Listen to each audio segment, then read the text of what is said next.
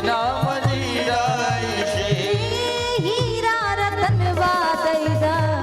राजा जी खजनवा दैदा रानी जी खजनवा दैदा राजा जी खजनवा देदा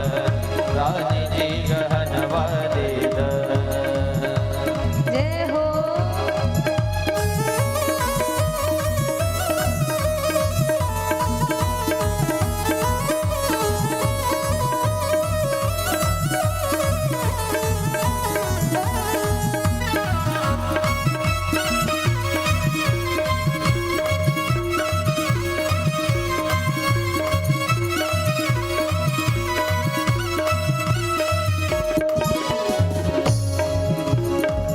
हल्का हलिकाड़ा छाड़ा हल्का हसुलिकाड़ा छाड़ा बाजू बंद झुमका नाड़ा बाजू बंद झुमका नाड़ा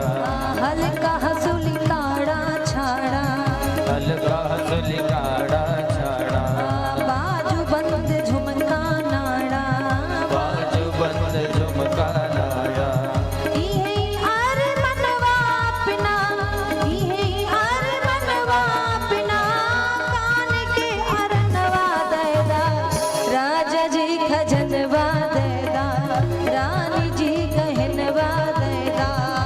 राजा जी खजनवा देदा रानी जी गहनवा देदा बाजी नाम मजीराई से हीरा रतनवा दैदा राजा जी खजनवा दैदा रानी जी गहनवा दैदा राजा जी खजनवा देदा रानी जी गहनवा देदा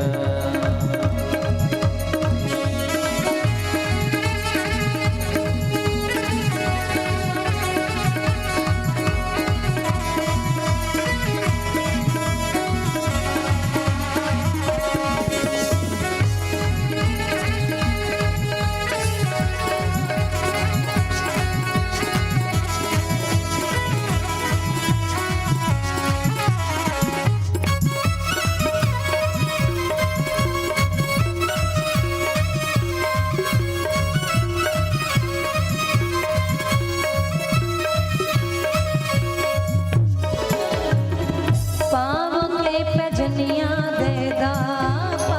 के पैजनिया देदा कमर कर धनिया दैदा कमर कर धनिया देदा पाँव के पैजनिया दैदा के पैजनिया देदा कमर कर धनिया दैदा कमर कर धनिया देदा इहे बा बिचरावा पिना इहे बा बिचरावा पिना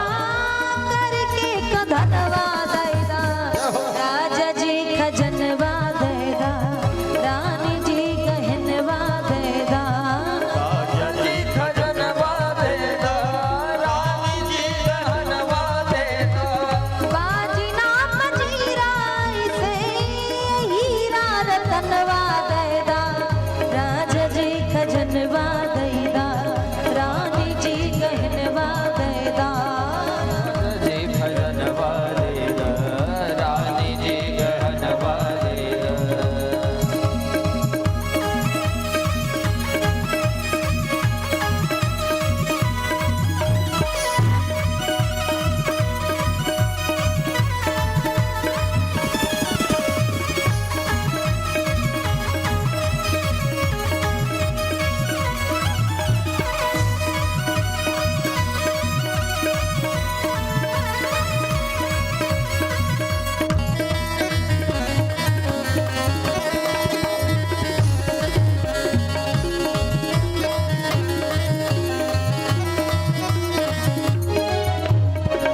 हमरा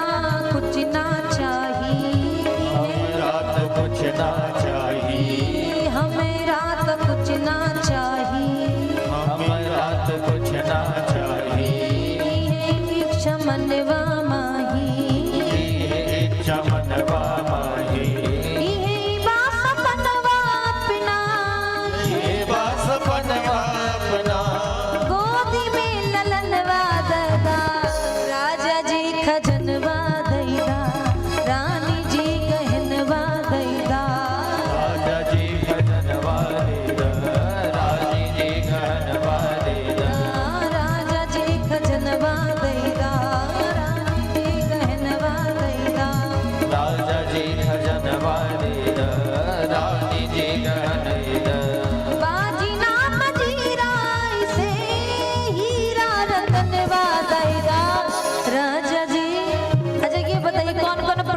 हमारे राम जी प्रकट होने वाले हैं, मतलब प्रकट तो हो गए कथा के माध्यम से, झांकी आप लोग देखोगे ना, तो कौन कौन प्रसन्न है? सब हैं। जब प्रसन्न हो तो ताली बजाने में काहे शर्म आवे महाराज, ताली तो बजा ही सको हैं। अब ये तो है नहीं कि आप हमको हीरा और सोना चांदी दे रहे हो, हाँ हाँ, तो कम से कम ताली तो बजा सकते हो ना। तो सभी भाव से गाएंगे, बाजी